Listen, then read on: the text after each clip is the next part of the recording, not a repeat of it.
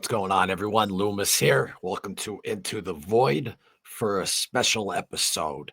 Uh, Having one of my best friends in the world on, one of the best musicians I think I've ever heard. His name is Jänson Harris. And in this interview, you're going to learn about music, equipment. We talk a lot about Ozzy, and this is just part one. And all the music that you hear in this is from Jänson. So in the description, give him a follow on YouTube and also on Instagram. So with that, let me introduce to you Mr. Jänson Harris. What's going on, everyone? Welcome to Into the Void. Thank you for being here. If it's your first time here, hit that subscribe button, hit that like button. And today we are in for a special treat. This is one of my best friends from my hometown of Wilkes-Barre, Pennsylvania, who I consider the best musician that I've ever worked with, ever played with, ever just watched. Like, this guy, he's the type of guy, he'll get a violin and he'll learn it in a month, 2 months. A cello, he'll already be playing songs. He's just magnificent at what he does. And he makes scores for video games, all that type of stuff. We're going to get all into it. And I'm sure we're going to bring up a little bit of Ozzy as well, because he obviously is a huge influence on all of us. But please welcome Mr. Jänson Harris. What is up, Jänson? What is up, Eric? How you doing, buddy? I am excellent, my friend. Thank you. I want to thank you. So I know you're a busy guy, and I just want to thank you so much, though, for taking the time, though, to sit down and do this with me. So just thank you. I really mean that. Thank you so much, man. Oh, man, no problem. I love these things. I absolutely love them. I think it's cool. And I love though, man, what you do. And we met back in, I believe it was 2004. That's right, because that's when my buddy Dave passed, and that's when we started. Remember, we were playing in the old building on River Street. I'll never forget that room where you had all your not Alexa Turner, Death Wish, and you actually really got me into Iron Maiden, and because I think Brave New World came out around that time, and you got me into a lot of stuff. You did. You got me. You got me seeking music instead of just what lands there. You got me digging into music. What's up? Man. Thank you for all that.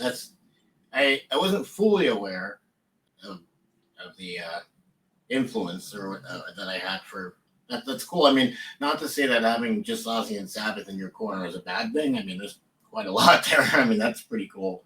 But I've been really good. I recently completely overhauled my live setup here. Like, as of the past 3 weeks, I got myself a Korg Nautilus 88 key. I used to have the 61. And then I got a Korg Op 6, the 61 key, because I'm psycho.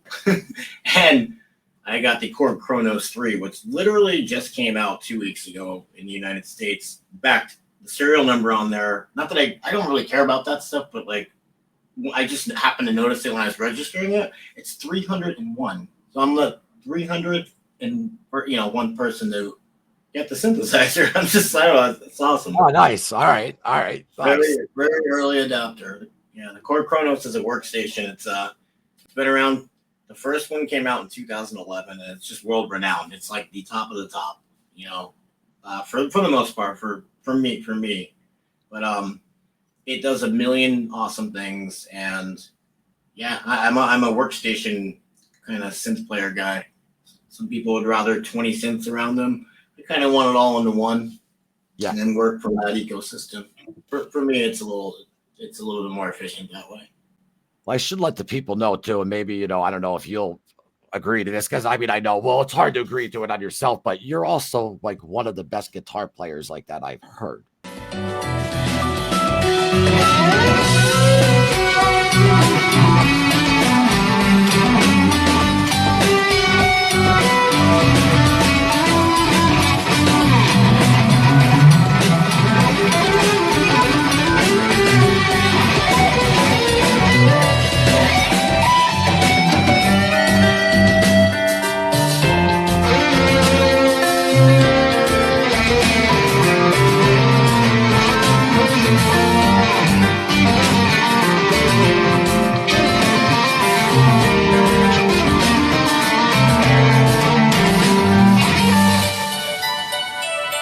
So like everyone's just seeing the keyboards there. Like I know that's your thing now and all that, but I mean your bass playing, your guitar playing. I mean, come on, man. Thank I you. mean, you do it all. And and I guess when we met back then, you were still on the guitar.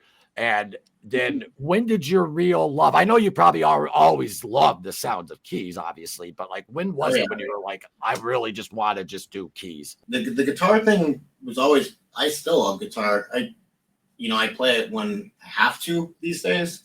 Yeah. But I've been playing for 30 years. I realized guitar, so I'm I'm not gonna get any better. Like I'm kind of where I am is fine. I'm able to record and play what I have in my head, which is the important part. And and so even way back then, I was trying to add synth stuff to my guitar lines. I was influenced by Nintendo video game music from day one. Actually, that's what got me into rock and metal, not the other way around. Because a lot of people think I was this metal guy, and I'm like, no, I love a lot of metal, some rock, but I've always liked listen to everything. Literally, I know that sounds like whatever, but I literally did. Like my family had a huge like dynamic range of music. Everything from ABBA to Megadeth. Way back then and stuff. And so with the guitar, I was always looking for more with it, constantly.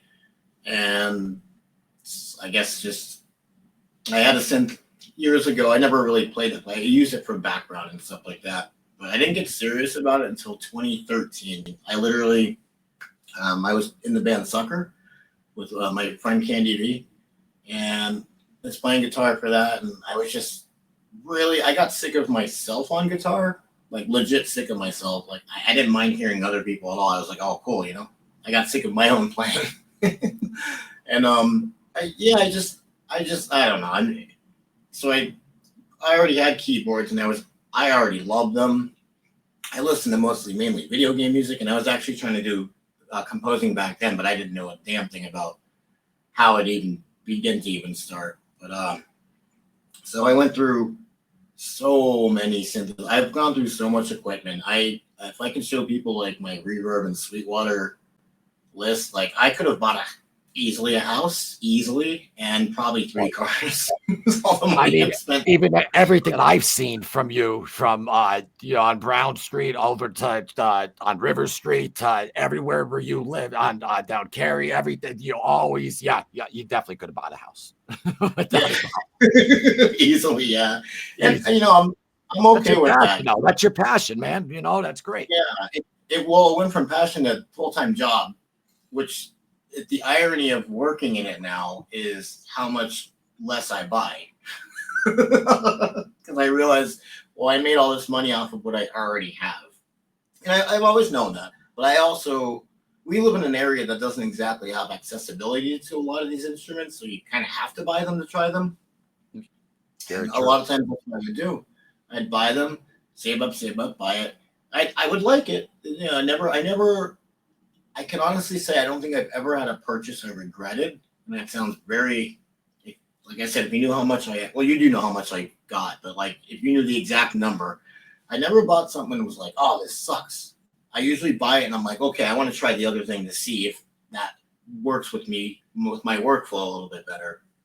And Korg, by far, has always been, since I got the Korg Cross, when did I get that? 2014.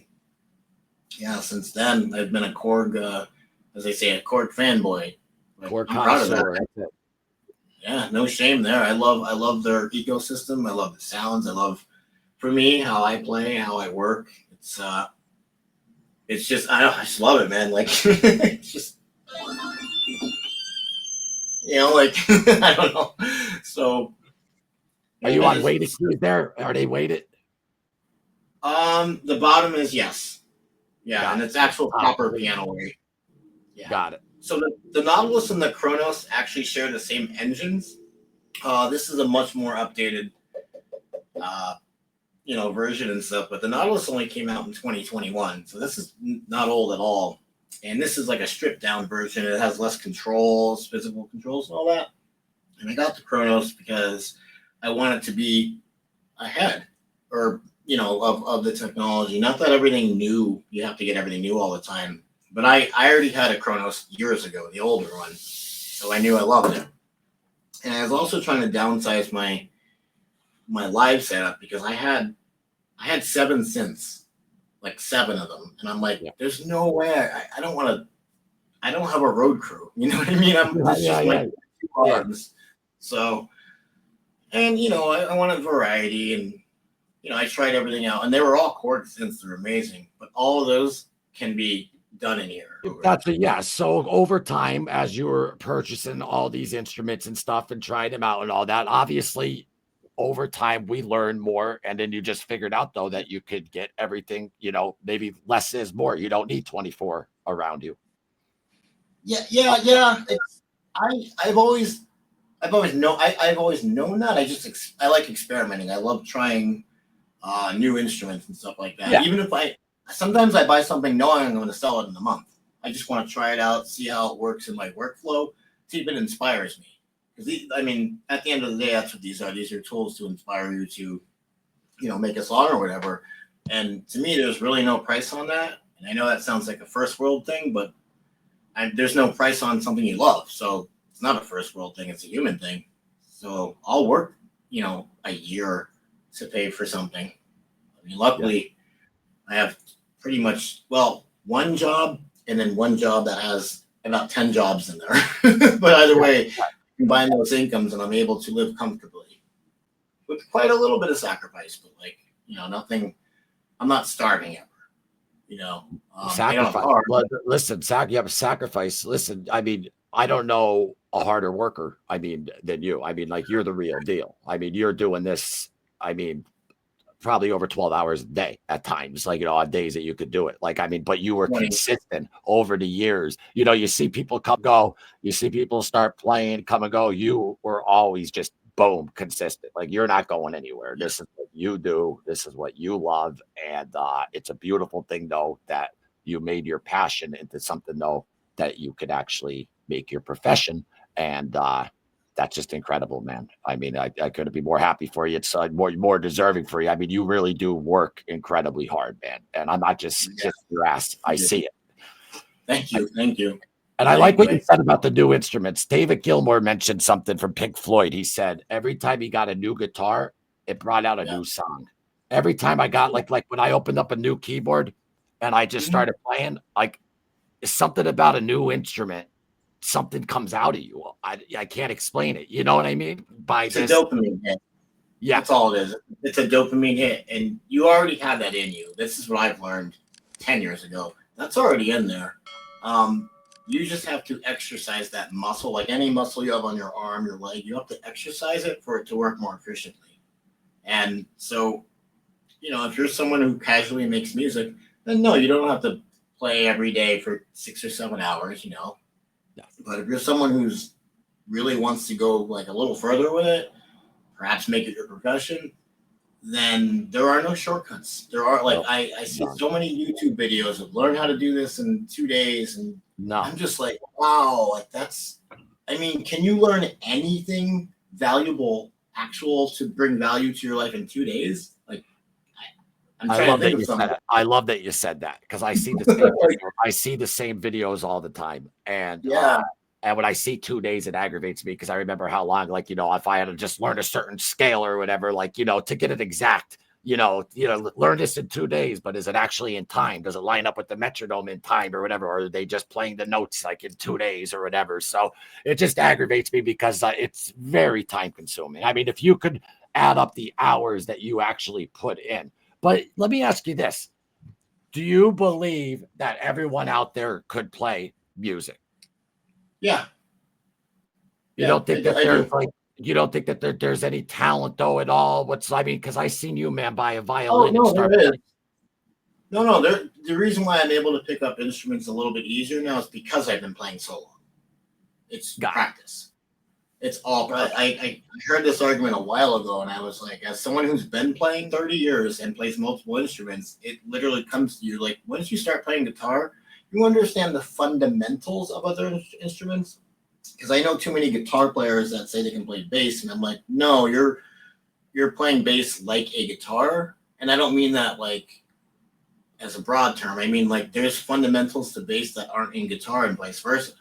So I learned to play bass when I was in the band The Way. Like I played bass, but like I really learned how to actually hone in on what bass is, and it's not a foundational instrument. Like I don't like any of those terms. As you know me, man, I'm not a traditionalist in the sense of like the bass and the kick drum have to line up all the time. Like, no, they don't.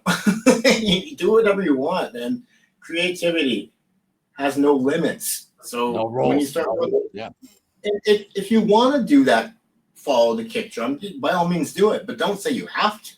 That's my argument. Don't ever say you have to when it comes to creativity. That's like correcting somebody how to breathe. Like it's like some people's noses are bigger. My nose is huge. I'm gonna breathe a little different. No, exactly. So, And there's no like, one like you have to fall in line with this with music. There's no rules, man. Like there really isn't. yeah, guidelines, definitely guidelines. Absolutely. Your theories. You can learn your notes. You can write and perform songs without knowing what the notes are called. But you do know. So you might not know what C and D are on a keyboard, but you know that they go together in a certain context, unless you're being avant-garde. Again, I'm talking about conventional music. Yeah. So like, you take, I don't know, A and E, you got a fifth, But then if you take like C and G and then D, it's not exactly, that's two different scales, and you go a half step up. You see, that sounds beautiful. Yeah, it does. But, yeah. That's kind of, I want to say probably early jazz. They use Very a lot of jazzy chords, sounding. Yeah, very jazzy sounding. yeah. Beautiful. Wide chord stuff. It's a cool voicing, and that's really what I've been learning on my own. The only schooling I've had for music was to learn Dolby Atmos, and the only reason I did that was just so I could flex on my application for these video game companies. I had no intentions on mixing in Atmos. Like I could, but I don't. I just wanted them to see it and be like, "Oh, wow, well, he must really take this seriously." So, and come to find out, I didn't need any of that. They just liked actually what I was doing, which was weird because around here specifically, like where we're from, Northeast Pennsylvania, since I moved back.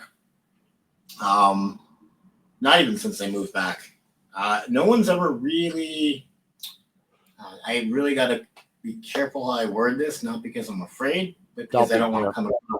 I don't want to come across the wrong way. Come off as you. Nobody cares about what I do here. They really don't. Like I do, but I do. But yeah, go on. yeah. But I'm saying like general scene or whatever. I'm often ignored, overlooked, or forgotten, which is fine. I don't. Could I say something about this area? And yeah. maybe you're going to disagree. And because I don't know how you take compliments. For me, I still have trouble taking compliments. I think though a lot of in this area, there's not many people that are at your level, and I think it's more of like a jealousy type thing. And they people from this area almost look at it more as like a threat. It's almost like the better that you are, like around here, the more. I've known that for a very long time. So you agree with what I'm saying? Okay, all right. Yeah, no, totally. Like, and I don't know, if I found someone that was say at a higher skill level than me, I would pick their brain. I'm not intimidated, so that comes to it has nothing to do with music at that point. That's the person's personality. It's ego. And here's one thing: I've been playing piano for longer than you, and I'm going to admit something right now. I think that you are better than me. Whatever. I don't have an ego, man. I want to see you. Yeah. This is the difference. I want to see you rise. Like I want to see you do good. It's almost like we're in this dark cloud area of, and I don't want to put the whole area like down like that, but dark cloud area of, I want to see you do good, but I don't want to see you do better than me. And that's what. Oh, yeah. Oh, definitely. Yeah. I'm not above being wrong. I could be completely wrong in what I'm saying. It's just how I feel. Like that's a sentiment I get. and it's always been that way since I mean, I've been, like I said, I've been playing 30 years, and I noticed the second I stopped playing in bands is when I actually started making money off of music. But no, I made money off music and bands as well. Like, Yeah. I actually know how to implement, because I keep seeing like these memes about wedding band $1,000, cover band 500, local band 0. Well, you're doing it wrong, man. Like, learn business. You know, and stop playing in your 20-mile radius all the time. You know, like, branch out. Yeah, you're very cultured. You got out of here a bunch of times. Oh yeah. My next move is probably going to be Las Vegas, like, for sure. I could 100% either that or Portland, but I'm definitely heading more toward Vegas, simply because the amenities there for what I do musically are there more than anywhere else I've ever lived. Even like Chicago. Chicago is amazing, great. I have so many great friends from Milwaukee, northern Chicago, around the lakes area, and even in Indiana. I made so many friends there, and they actually still call me and they text me more than people here, which is mind blowing to me, because I was only there 3 years. So, you know, it's just, I mean, people are people, and like I said, I don't get mad at anybody. I have no ill will toward anybody, but like, you don't have to pretend with me. Like, if you don't want to talk to me, you don't have to. Like, I'm not going to be upset. Yeah. Like, it's your choice. You know, we all have 24 hours in a day, and you have the right to spend them any way you want. But don't pretend. That's all what I don't like. Yeah. You know? And it's just, I don't know, very ego though driven though around here. And it's that's like I said before, it just seems, oh yeah, I want to see you do good, but not better than me. And that's just that's the feeling I get. And maybe you don't feel that exact way around here. I do, and I'm not afraid. No, I do. That's why I don't post anything. I do. That's why I didn't post this new stuff. I didn't post my up and coming projects. Like, nothing. I'm very radio silent, as they say, because I don't know. Like, part of me feels like I don't need to share this with everybody, you know, and the other part of me feels like I probably shouldn't share this with everybody. Like, it's just weird, you know. Like, I like sharing other things. Like, if someone, like, if you have a post or something, I would share it. Or yeah. I'm actually probably getting rid of my Facebook soon, and then putting it all on Instagram and YouTube, just to, like, consolidate. You know, I was just going to say to you, you got to keep in mind, and I know, I mean, you're a brilliant man, and you know this, but it's not though. Once you're like on YouTube, Instagram, all that, this area is a dust particle to the whole world. I just know from doing these shows. Like, I talk to people in the Netherlands, I talk to people in Amsterdam, I talk to people in freaking Africa. I like it, you know, and that's what's great though about this is you know, I've always been doing that. I've always reached out to foreign friends for years. Like, so you had a band with people from different countries, and you were playing. Element One Project. Oh yeah, let me plug that. Project Element 115. My friend from Japan, my friend from Norway. We're still recording stuff whenever we can. You know, like, we're all we all pretty much do the same similar music thingy. And like, you know, we got that album together. Now these people are 8,000 miles away from me. Language barrier, and we got an album done faster than like 5 of the bands I was in around here. Like, that's what made me think, okay, maybe I'm not the problem. I thought, I said, maybe it's something I'm doing. Like, what can I do to correct whatever's going on? Naturally, yeah. And then when I started working with, like, literally working with other people around the world, I'm like, oh, yeah. Okay, so I'm actually doing what you're supposed to do. Yeah. I'm not like pressuring people. I'm not overworking people. Like, I mean, how bad do you want it? You know, like. And I'd never want, you know me, man. I've never wanted that rock star. No, you're just, to me, I always looked at you as someone that's just very passionate, that loves your music, that didn't have an agenda, that just loved it, but you had no agenda. It just came, like, you know, these things just happened through your passion and through your love of it, and that's what happened. And I tell that to everyone. Stop worrying about where's the money, where's this, because if you're thinking that or stepping over line or this and that, like you just said, there's no shortcuts. There's none. No. If you're worried about the money, then implement lessons to make money. Like, don't just assume, like, this is what I can't stand about around here. A band will play. Yeah. And, you know, they're like, oh, we made $30. I'm like, okay, where did you play? How many people did you reach out to before you played? Like, you've got to set this stuff up. And if it's your third or fourth show, you don't get to say that. Like, I'm coming $30 for your third show is great. No, not now. I'm saying the first time that you're ever in a band, your third show. I'm talking about from when I was growing up in a band making $30. No, I'm talking today's standards, though. Okay. Yeah, Now we can't talk about the past because it's already done. But like, if you do it the right way, if you actually like, okay, let me make a plan here. We're gonna play here, here, and here, and here. Balance out all of your gas expenses, all of your travel, all that stuff, your equipment, see if you're sharing, and set up like a little, I don't want to say tour, but like, you know, consistent run. Yeah. And then play those places and make sure you're ready to play. Like, and I don't mean just like how good you are. I mean, your levels are balanced. If something goes wrong with, say, one of the members, the other one can just quickly recover. Like, it's so simple to me, and it's always every avenue covered. Yeah, have every avenue covered before jumping into the storm. And also, what I just want to correct myself. What I was talking about was like, you know, growing up, starting a band. And if anyone is watching this, there might be like young kids that who might start a band. I was just trying to be like, well, don't be discouraged if you get $30 at, you know, your first show. You know, I know we're talking about our lives here, but that's why I was just saying that, you know, but what you're saying now is very educational though. So the right approach. Tell people you don't know what you don't know. So like, instead of worrying about how much money you're going to make at the show, the first thing you should be worried about is how you sound.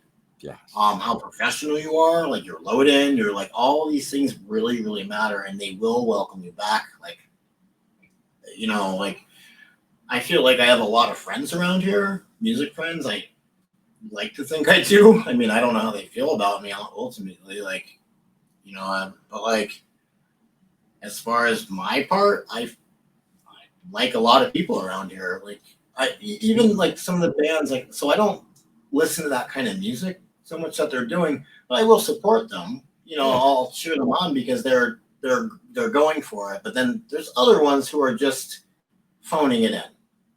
And you know me, dude, I'll call you right out. But listen, I was just gonna say, folks, Jänson is as honest as it comes, and so am I, and I love it. So I don't want to do that because that's kind of a dickhead thing to do. Like, unless I give my opinion when it's asked. I've learned this over the past 6 years. So I'll be 46 in about 2 weeks. So yeah, the past 6 years since I turned 40, I learned to never give my opinion unless it's actually asked. And beautiful. That's a great. Because like, it's not the point that everybody has one. Like, stop. First of all, stop rehashing, man. Come up with your own thing. You know, like, be creative. Innovate.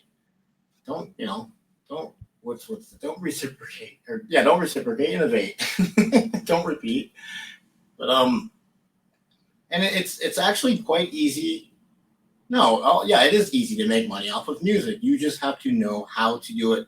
You can't use 1990s tactics in 2025.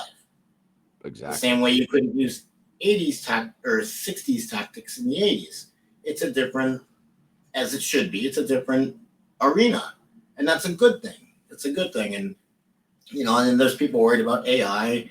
And the people worried about that stuff are the people that aren't educated on it. I tell you that right off the bat. Like anything. I actually had that written down here as a question for you, actually, about AI and your thoughts on it. As far as using it to eliminate people's jobs, like, no. And we have to realize as humans, we're always going to want something human. So, I mean, CDs didn't get rid of tapes. Tapes got rid of tapes. You know, streaming didn't get rid of CDs. CDs got rid of CDs. People stopped making them. It's not that streaming came along and all of a sudden nobody knew what CDs were. People stopped buying them. the public stopped using that format. And then they jacked up the price because, Earth, which makes no sense to me. I think I told you this, that it's weird that we're the only animal that pays to live on this planet. Yeah. It blows my mind. So, but yeah, it's not like AI is not going to take over artists. It's going to damage it. Sure. Yeah, absolutely. It's a new thing. Duh. Cable TV didn't knock out radio. Radio's still around. It's different now. Yeah. Of course, it's going to change.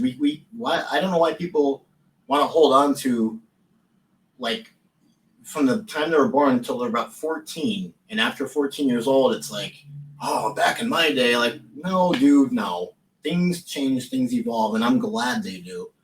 And as far as AI with music, I mean, people realize that people are in charge of AI, right? Like, it's not like AI's alive and walking around making these bands. That's a person doing that. So be mad at the person. Don't blame the gun, blame the shooter.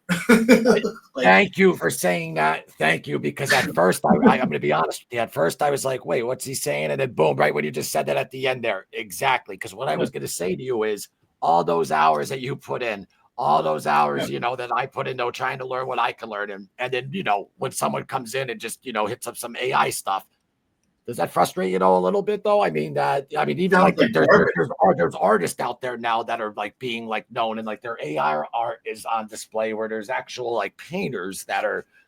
See, I like the actual organic approach to art more. There's two ways. There's two ways to this. So it's organic no matter what, because a human has something to do with it.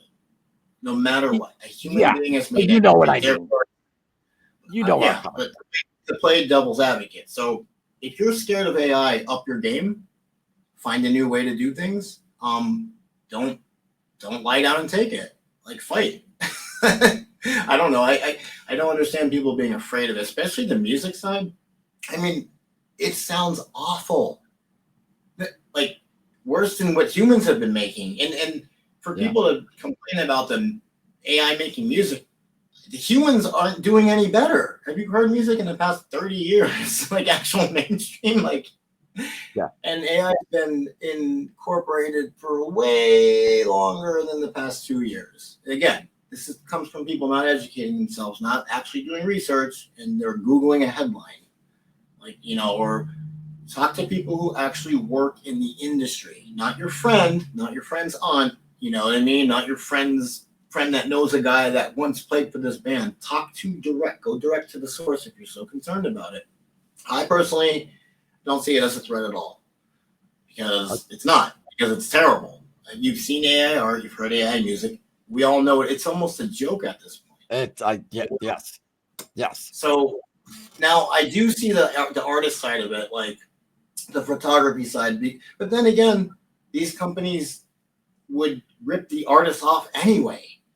I mean, if they're willing to have a crap AI drawn garbage thing for free versus paying a really, really skilled artist $30, I mean, do you really want to work for them anyway? Know your worth. Know your worth, man. That's my actual opinion on AI. Like, I think maybe in 100 years, I'm sure we'll be having another discussion about, artificial intelligence. But regardless, people need to realize that it came from a human being. AI didn't make AI. Humans made AI. Yeah. Now it's humans. But I was kind of speaking no more, even though, but it's, you don't think though, you don't look at it as, and you're right too, when you say it sounds awful and stuff, I'm with you all the way. I'm just saying, no, you don't think it's a cheat at all? Oh, it is cheap. It's cheap as hell. It's boring. It's uninspired, but people have to understand that AI has to be fed. And the more better quality things you feed it, yes, the better it will become.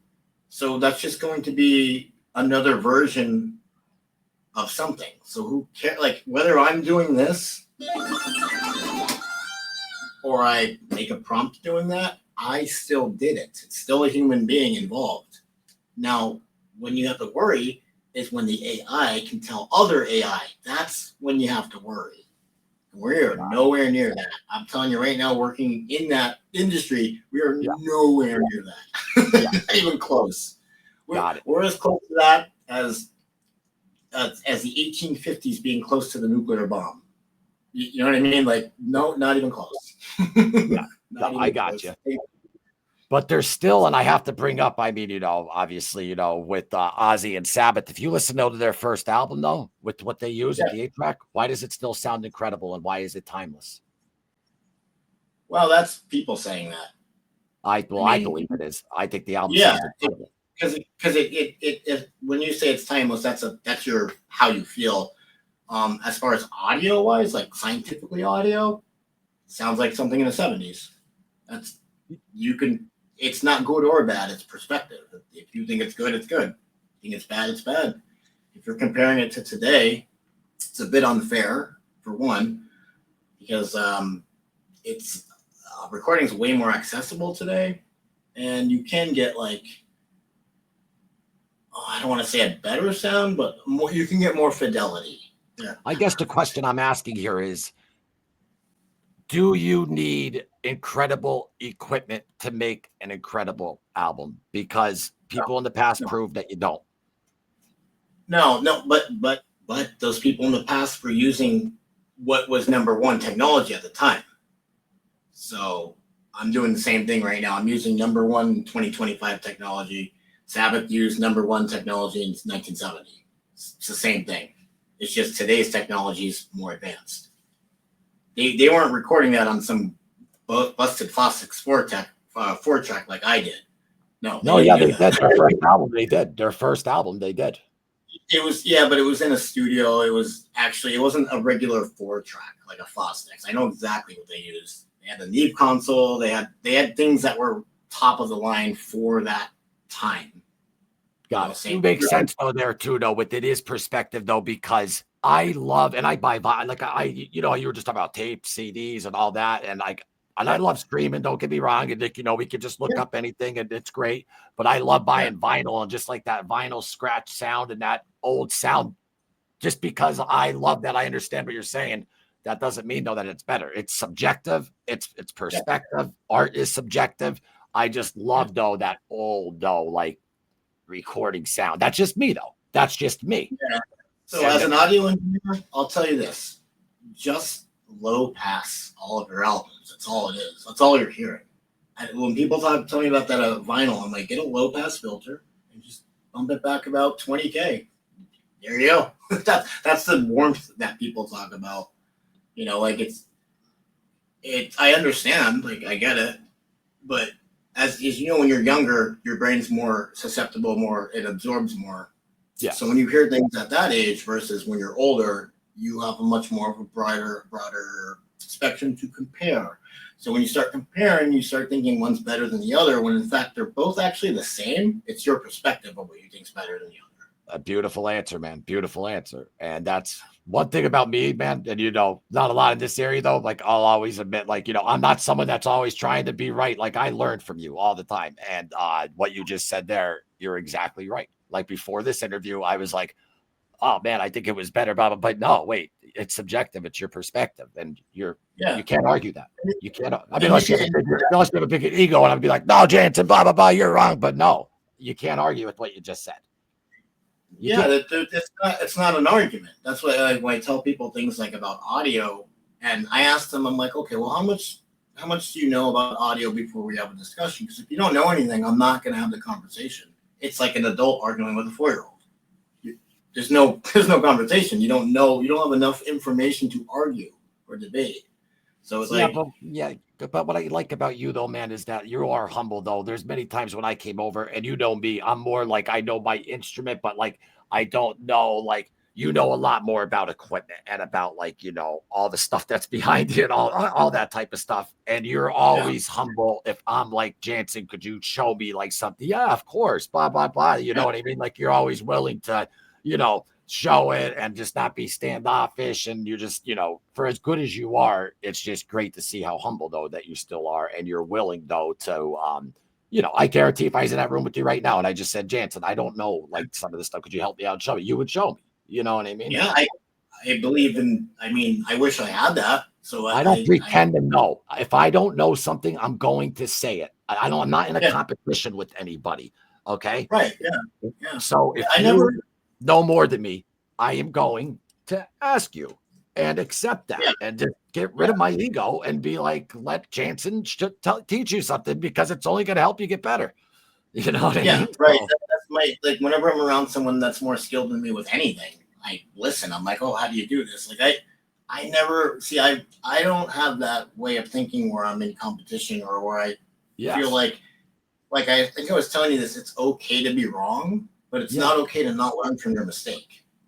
Yeah. That's where Amen. I have a problem. It's okay to be wrong. It's okay to mess up. It's okay. Like too many people walk around thinking, "Oh, I can't make a mistake." Sure, you can Yeah. make hundreds, thousands, millions. Oh, I can't tell you how many mistakes I've made as a musician. I make more mistakes in a day than most people do, probably in a month, just on playing. Like, so even like my other jobs, I've worked, and they're like, "Oh, wow, you messed up and you're okay." I'm like, yeah, why shouldn't I be? I'm not saying that I don't care that I messed up. I'm saying that I'm already past it because I learned not to do that again. Why dwell on that? I'm not above being wrong here. This is how I am. This is how I carry myself. Like they'll be like, "Oh, you didn't know that? This is what you're supposed to like, blah blah blah, do it." This and I'm like, "Well, no, I didn't know that. I'm just asking. Like, like you knew Look, that before me. That's all. Why can't you just be nice and just, you know what I mean? Eric, Like that yeah, that next time someone does that to you, pull out your wiener. Just pull it out. yeah. Just pull it right out. Yeah. Boom. There you I just go. heard, Now we're both right. yeah. That's what exactly. That's what I'm going to do. I heard a funny story about Ozzy jumping on a table at a record exec and pulling out his wiener and putting it in his drink. That's And there's your what I'm going intro to to do. this podcast. People, people who are going to watch this are going to be from all over the world. So a lot of Yeah. this is talking about a small little area from like around here and stuff. Mhm. So, but that's, Great. working with you, man. You are always just, even if you're better, even if you're whatever, you don't, you never had that chip on you. You were willing to work and willing to like help and be there. And I remember when I knocked on your door, upset as hell after Dave died, and I had that song, and it wasn't the most technical song or whatever. It's just something that came out of me. You're like, Yeah. come on in, let's just plug right in, and like just like ready to work with me, and just being there as like a real friend too. Yeah. Being I can say the same about you when my mom passed, man. Like there's not too many people that knew my mother. You are among the lucky few that are in my life still now. So no, I hear you. I'm thankful. Like I said, like whenever you like you went could in talk and out. about my drug addict addictions. People know. Oh yeah, no, but okay. Actually, that's a good segue. So like, if you were going in and out, and I remember I would yell at you for not letting me know more than actually doing it. Yeah. And I'm Yeah. like, Eric, I already know. I'm not mad at you for doing it. I'm sad and worried, but I'm more mad that you couldn't confide in me. I was more mad about that because I was like, I thought we were friends, but And you I are understand. not judgmental at all with Right, that. I understand from your perspective. This is my mom taught me that it doesn't matter how I'm being, it matters how you feel. And I learned that a very long time ago, but I would forget it every now and then. I have to be reminded. But we're still friends, great friends too. Like I was so happy you wanted to do this with me because I'm a rather boring person. No, you're Like I not. don't. I, Not to me. thank you. Well, like We I have don't a know. relationship though, Jansen, where I can't see you for 5 years and I bump into you and it's just like if we saw each other yesterday. Oh Like yeah, yeah, yeah, yeah. that's our relationship. That's true friendship. I mean, you're one of my best friends in the whole world. I mean, and Thank always you, will man. be. And even when I I'm was glad. at when I was at my lowest, every time I Yeah. got out of whatever treatment center or whatever and talked to you, it was never like you were like, hey, yeah, man, come on over. Like you never judged me on that. Like, you like No, you just said, you were just the one thing that you would say is Eric, why didn't you just like, at least I confide in ain't me? shit, man. Who am I? I can't judge anybody. Who am I? Well, a What I lot of mean? people do. I mean, a lot of people do. And that's just the beautiful thing though about you though, man, is that you're just you get it, man. Like you get it. Like, like you might not have been a drug addict, but you understand it. And there's like, I had to go through a lot of I like, lived with it. Yeah. yeah.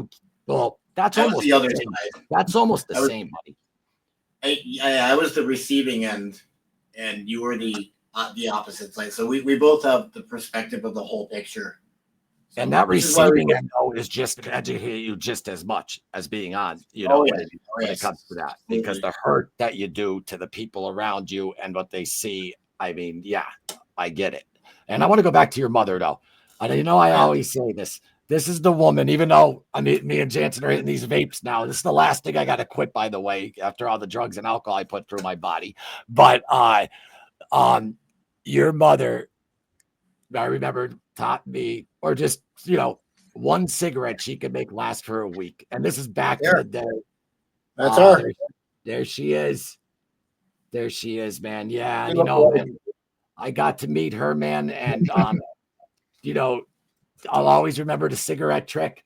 And I'll always remember just, she was just so warm, so great, so nice. And she didn't, I think it was only a few months after, not even a year after. No, she probably was at the wake and stuff. And, but it yeah, was just, I'm honored though that I got to meet her, man. Like I really am. yeah, And she was, like, and yeah, and she like, I went in her house. She treated me like I was just family, like family. just, hey, what's that? You know what I mean? Just a great lady overall, man. And RIP to your mother, man. And, you know, that stuff though, man, because what's going on with my father now, because he has about a month and a half left. It's like, Yeah, it's mm, not that you underestimate it, like with like, when your friends go through it, some people hear someone passes or whatever. But now, like when like I really hold on to that now and like really feel like, like it's just it's tough, man. It's hard. And oh yeah, you're you were never through that at a ready. young age, man. Like you were young, man. And At 24, but I can tell you, I would have been 44. I would have been the same. Like something I exactly. learned getting older is it doesn't matter what age you are when you lose someone you love more than anything. It hurts no matter what. Yeah. Like no matter what, and no amount of time. The time can make it deal. You can deal with it, but the pain, no, that never goes. Well, for me, it never went away. But like, I also could manage it, and Yeah. trigger that into these things. And that's why on this channel here, and they're fun conversations because I'll talk anything if it's with music, But like Oh yeah, when people argue over like, no, this band's better than this band, like, listen, nobody's gonna convince me that I'm just using Sabbath as an example. yeah, You're not gonna convince me though that Sabbath with Dio is better with Ozzy. And Sabbath yeah. with Dio was great. Don't get me wrong, but I loved it with Ozzy. But like the people get mad, like, no, it's not. I'm not right. They're not right. It's like you said, it's subjective. It's And, perspective. and then Eric, there's my take on that. Why not put Ozzy and Dio in the same album? Why not put Jakey Lee and Randy Rhoads in the same album? Stop pitting them against each other and start putting them together. Imagine the album. Eric, Oh imagine the my album. God. Randy Rhoads, Jakey Lee, Dio, and Ozzy. Imagine that. Yeah. Why pit them against each other, man? Put them together. Yeah. Imagine that. You know Yeah, what I but mean? like, So it's yeah, like, exactly. And that would be unbelievable. Like the possibilities, unbelievable. yeah, But my point I though see is the that argument. I'm like, people you though guys will are be arguing. though like, no, this is better. And I just am like, and Oh, listen, I get it. That's just how people are. But I'm like, no, it's not better. It's what you think is better. And it's yeah, like you going back to what you said, subjective and perspective. That's yeah. what it is. And It's life. and that's I'm not going to sit here on a live and argue with someone for 3 hours saying that the original Savage better with Heaven and Hell when Dio came about. But no, because they're both great, but I just happen to like one better. But I'm one person. Like it's just Yeah. perspective.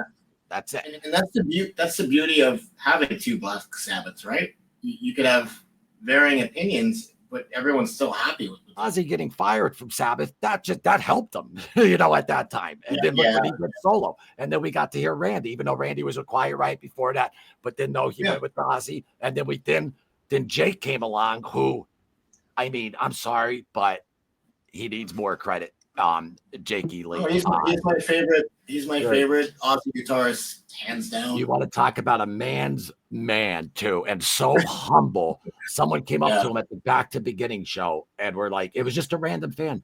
And I saw the video, and they're like, Jake, you played great. He turned around, he's like, yeah, I don't know, man, blah blah. And he talked to the fan for like a half hour, just like a normal dude. yeah, The guy just got shot not too long yeah, ago, 3 bullets in yeah. him. And he's just you look at the shoes he had to fill too. Like, you know what I mean? I got God bless Randy Rhoads. Randy sadly dies at 25.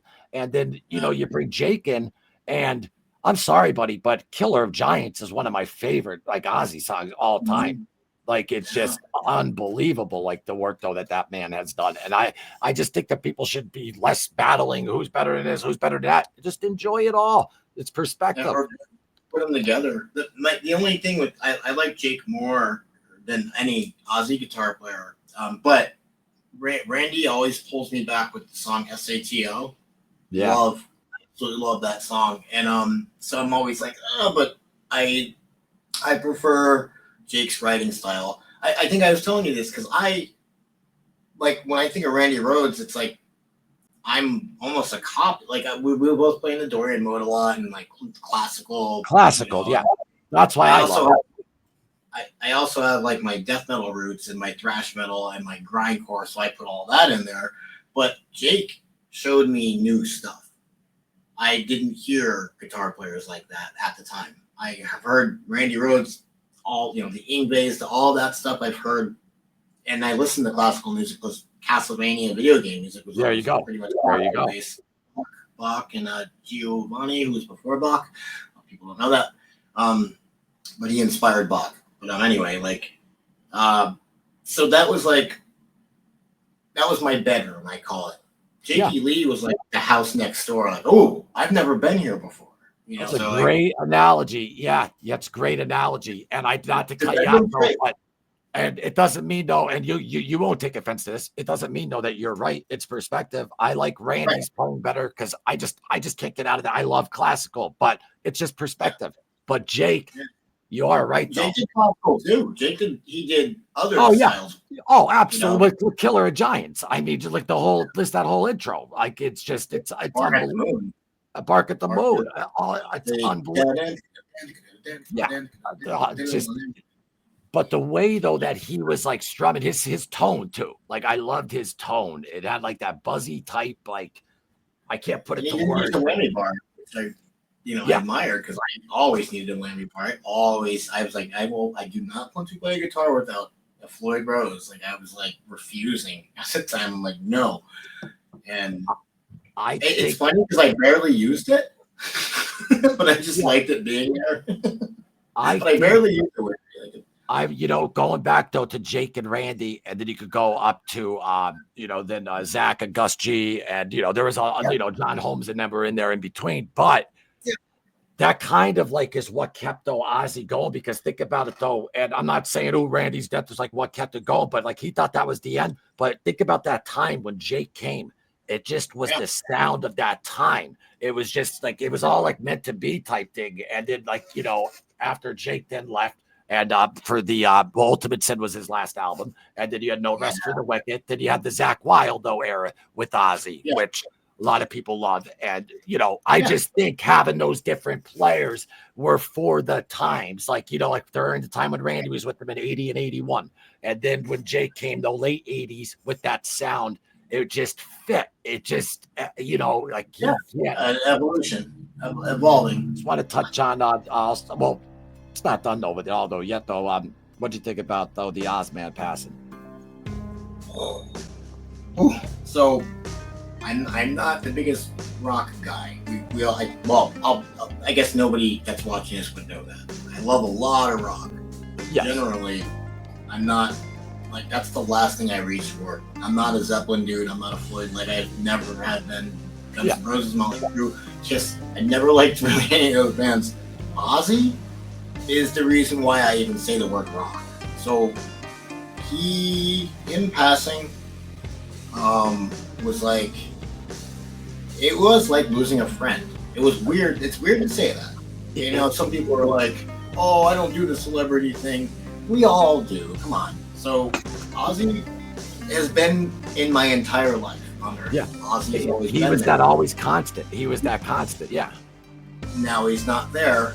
And I've dealt with that already, losing a mom and stuff. But I gained my father back, reconnected with him. So my life's been doing this, and that's what it's supposed to do. It's a sine wave, which is its fundamental sound in nature, which is Yeah. synthesizer, sine waves. So, yeah, it sucked. But what I loved was seeing like, which I expected, but not. Or I could even jump in with this to just bring it back. I was saying that when people are like the celebrity thing, well, I'm like, okay, I might not have known the guy personally. I met him, like, but I didn't have his number or whatever. But that's bullshit. I did know him personally in a way. How many times did I sit down and like listen to his music? And this could be with any artist, or you have a connection though with them. But Ozzy though was the first public figure. Like I bawled my eyes out. Like I was like, what? Jänson. People know how I am with Ozzy. All my friends, even a cousin who I haven't spoken to in 2 years, just texted me, "I'm so sorry, man." And like, Hardy and like AJ and them, they're like, dude, are you okay? Like, checking in on me because they get it. And I just, without that man, like he helped me so much, even with my sobriety, with like, just if Ozzy could do it, I could do it. That was my mantra in rehab, and more than the AA book. But yeah, he was just always that constant there. Luckily, we have a lot of footage of him, and we have the music that lives forever. And the art, I always think the artist may pass on, but the art last forever, thank God. And until the sun becomes a red giant, swallows us all. But I know what you're saying. And the same thing as Lemmy Filmster too. Same thing as Lemmy. 17 days after his last show, and there was interviews of him saying to Piers Morgan, like for the past 5 years when he was suffering with the Parkinson's, he's like, I don't care if it kills me, I'm gonna get back up on that stage, and he did. And they had him sit down, and I'm sure you saw it. When he was sitting down on the throne, and he played the set, and then he played with Sabbath, and then 17 days. It's almost like he held on for that last performance. Yeah, and I mean, yeah, definitely. I mean, I did see some weird comments naturally because everybody has to be that person. So, but hey, that's their way of maybe dealing with it. I don't know. I mean, there's far more efficient, better ways to deal with those kind of things, in my opinion. But like, I was just kind of like, man, like, I'm so glad that we have all the footage. We have the show. We have tons of hours of interviews and all kinds of things. So it's like, maybe it's time for him, to rest. Well, listen, he was suffering, and time, and plus, like, let's face it, man. The one thing about the music industry I cannot stand is that they won't let other people in. The whole gatekeeping thing, like Megadeth just announced that they're gonna be done, and I was happy. I'm like, cool. I saw that. Yeah. And I wish Metallica, I wish they would all do the same. Like, they had their time. It's time for the next generation. And people are like, oh, there's no good stuff today. Well, because you're stuck in being 14 years old. Yes. That's why you're not seeking music out. You're not digging. I found more music in the past 5 years that I've liked more than in my entire time listening to music. Like infinitely more. Like, wow, this is really making me. But I realize I exercise that muscle in my brain too. So, and can I ask one thing? What was it though about Ozzy? And you're right, because I know you well, and I know what you like, and I know that you loved him from the day that I met you. His music, and you were even I believe you had the Jackson guitar, and you were doing Randy solos and all that stuff, doing Jake stuff, all that. Yeah. My point being though is, you were never like Zeppelin, you were never like Floyd, you were never, what was it about him? The music.